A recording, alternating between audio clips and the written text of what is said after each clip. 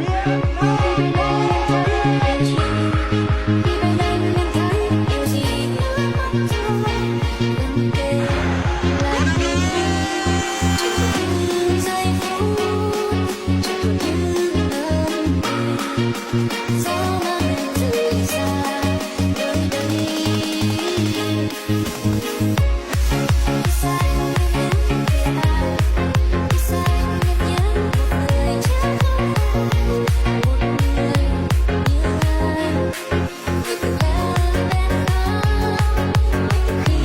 để không bỏ lỡ